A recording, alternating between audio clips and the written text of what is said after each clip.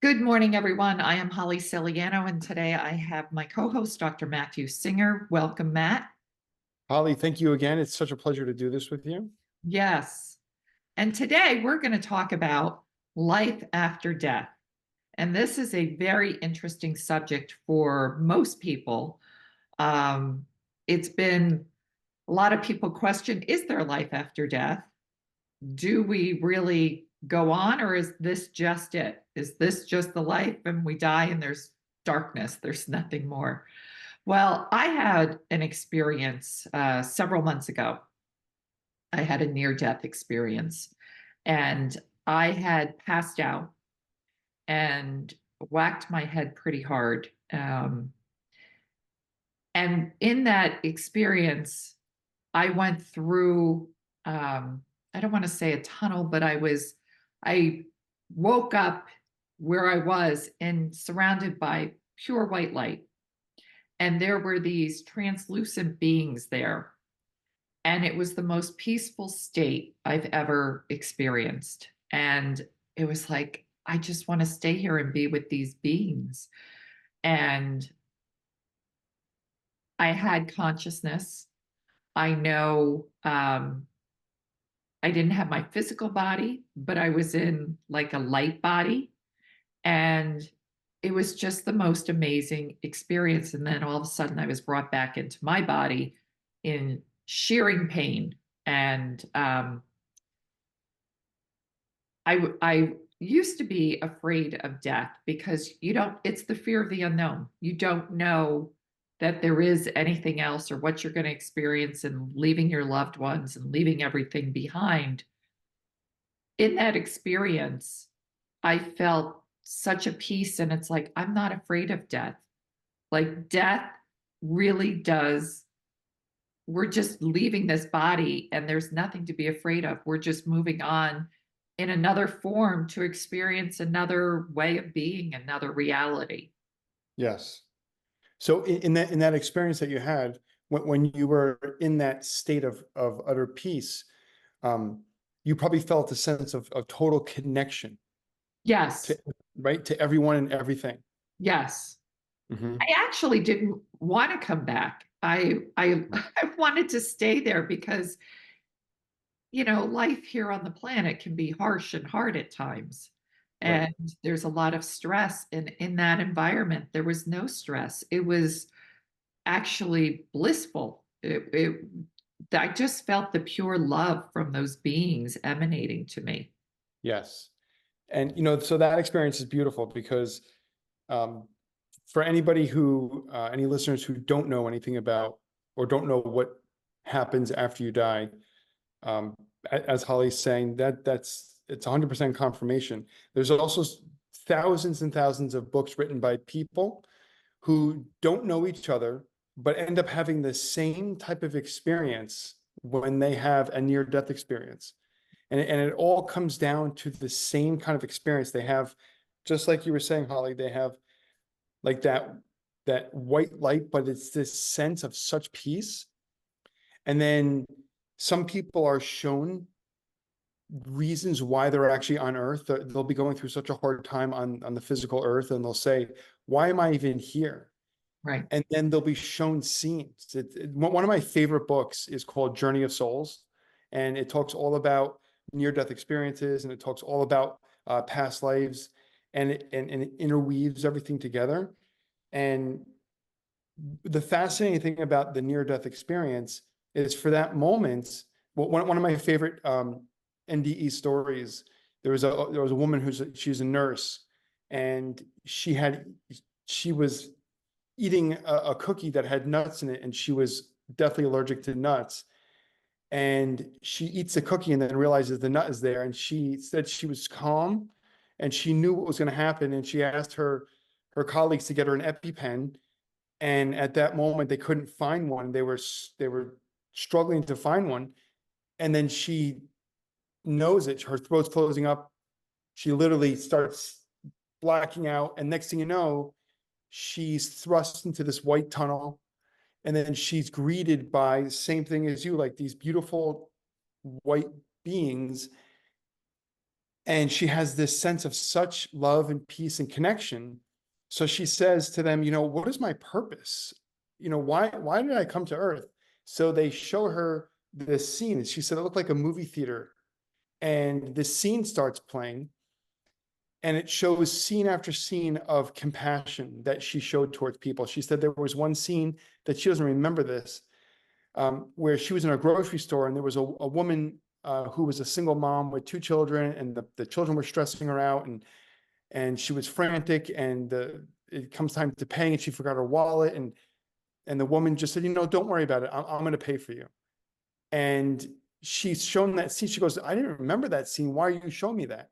So then they fast forward to that other woman's life, where she was so thankful for that woman who paid for her. It inspired her to go back to school and study women's studies, and became an entrepreneur leader, and inspired other women, and just changed thousands of lives. And they show that the grandest picture is not the stuff we accomplish for ourselves, but the things we do to help other people. And then that's where it really hit home. And we are in service to humanity. It's not service to ourselves. It's Right. service to humanity. And Yeah. when you have experiences like that, you realize that the impact you can have on other lives, it's like throwing a pebble in the water and the ripple effect. Like that has such a lasting effect on people in their lives, the impact you have by what you do. And it really is learning. It's not about, me. It's about what you do for others, how you can help others, how you inspire others, how you encourage others. Yeah. Yeah. And Absolutely right. really, that's what life is about when you realize Yes. that.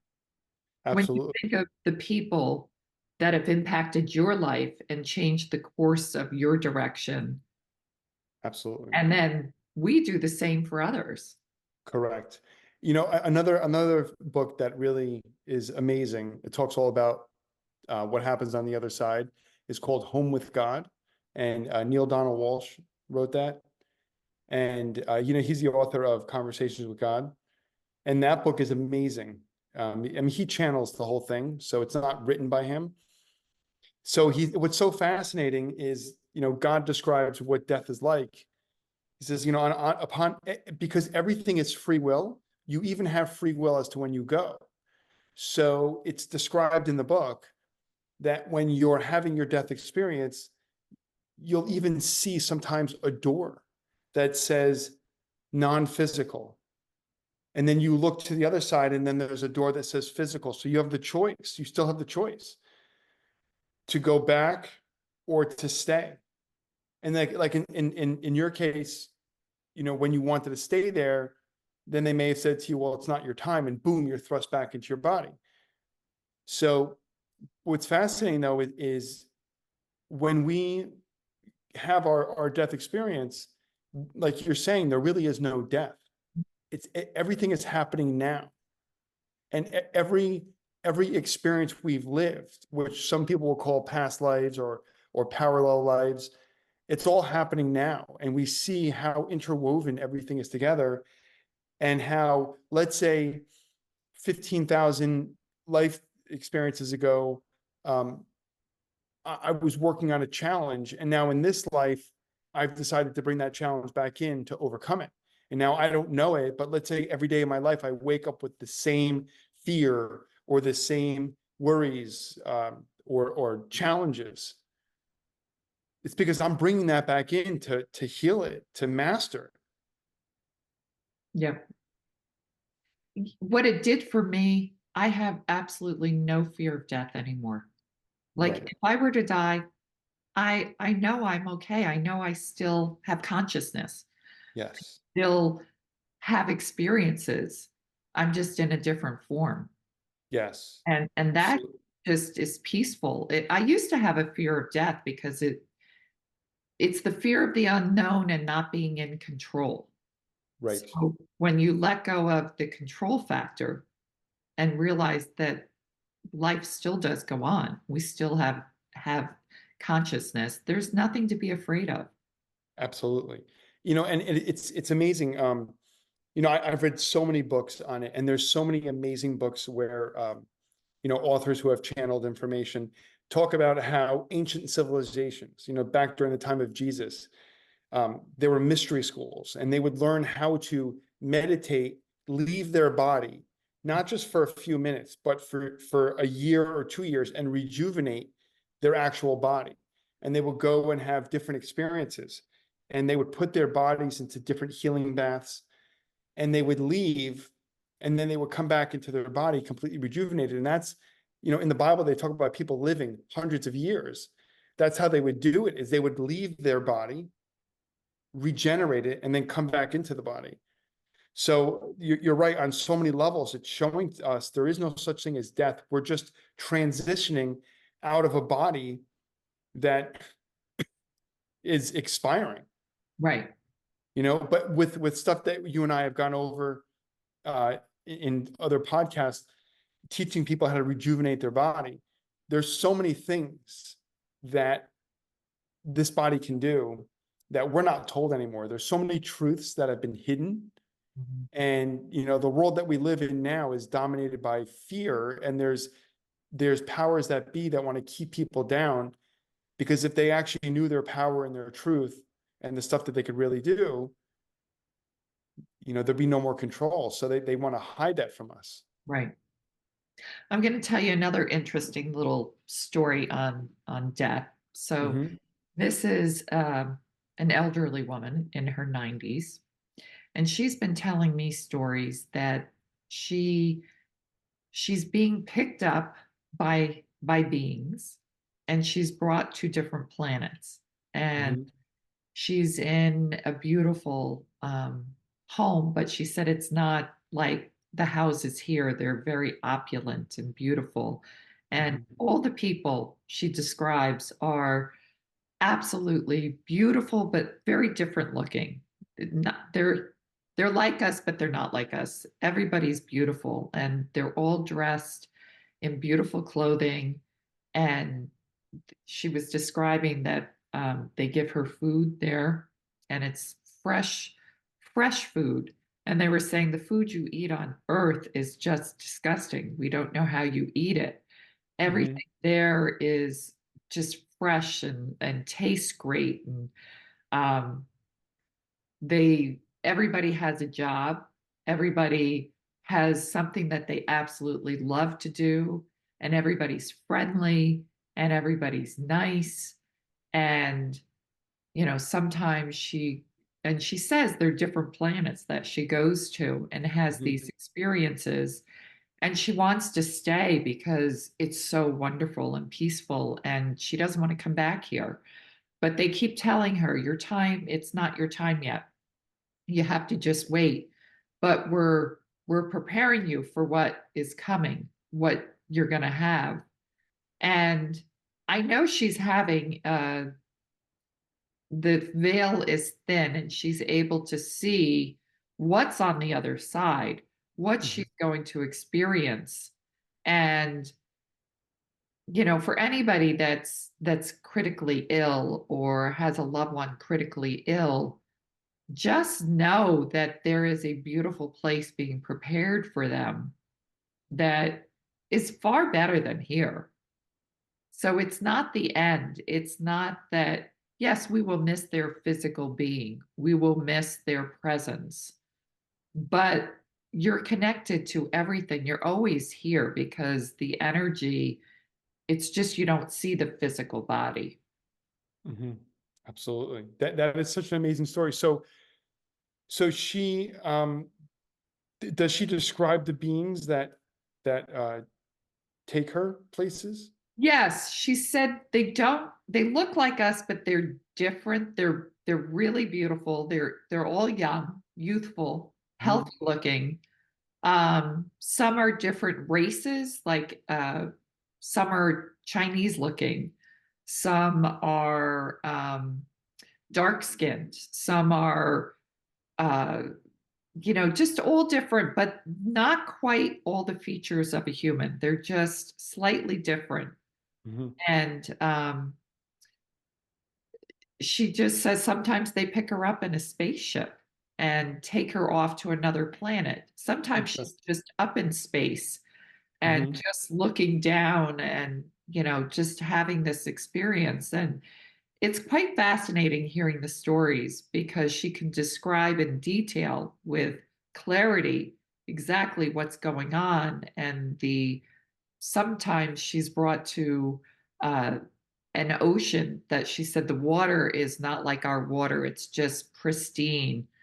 And the colors are different and beautiful. And she said it's just fascinating and so beautiful and peaceful. She does not want to come back here because here on planet Earth, it's very stressful.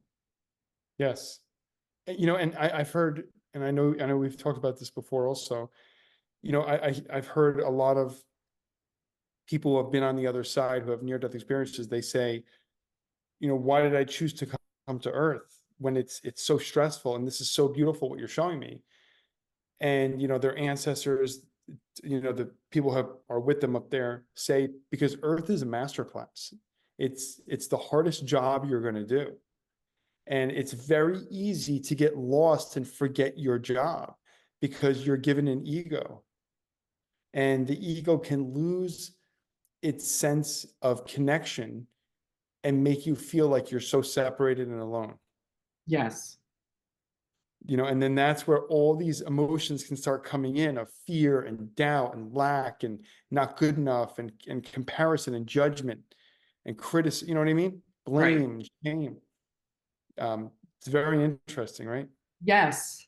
When you realize they know we know how powerful we are. So they bombard us from the moment we're born with fear. We're Yeah. constantly fear induced on everything. The news is fear based. Yes. Every experience is fear based. Religion is fear based. Yes. If you don't do this, you're going to be punished. If Correct. Yes. everything is to keep you in fear. So we're just in this stressful fear based from the time of birth to the time we die. Yes. And that's how you lose your connection and realize how powerful you are. And when you let go Yes. of that fear and you let go of um, realizing like none of that is real, Yeah, when you exactly. find the connection to source, and when you do have a near death experience, you realize all that stuff is just an illusion. It's not real. We still have life after death. We still live on. And there's nothing to be afraid of. Um, since that experience, it's put me in a much more peaceful state where I don't have to worry about anything. I just know everything will just happen the way it's supposed to without having any control or fear or go into that anxiety. It just will happen.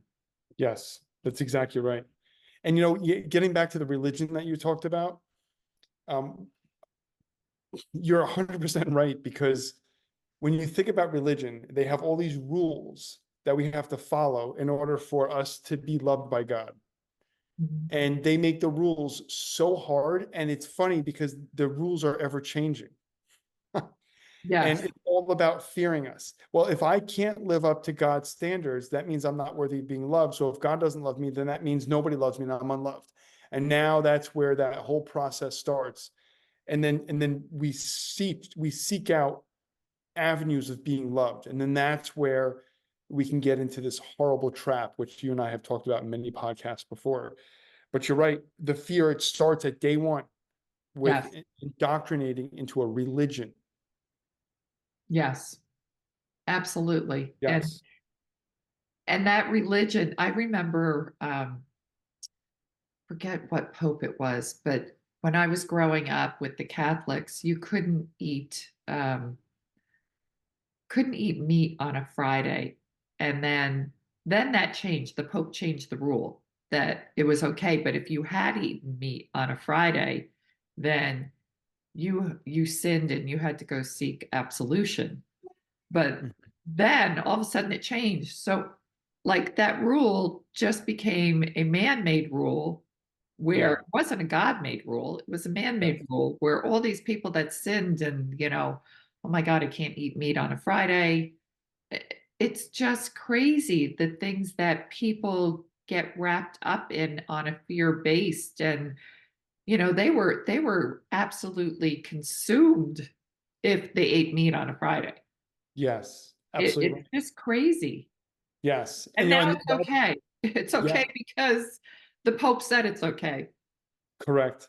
And what's so amazing about what you were talking about that older woman who was having that experience where she would go and she felt such love. So when we're so used to living in a place of fear and judgment and criticism, and all of a sudden we're shown this other side of life where everything is love.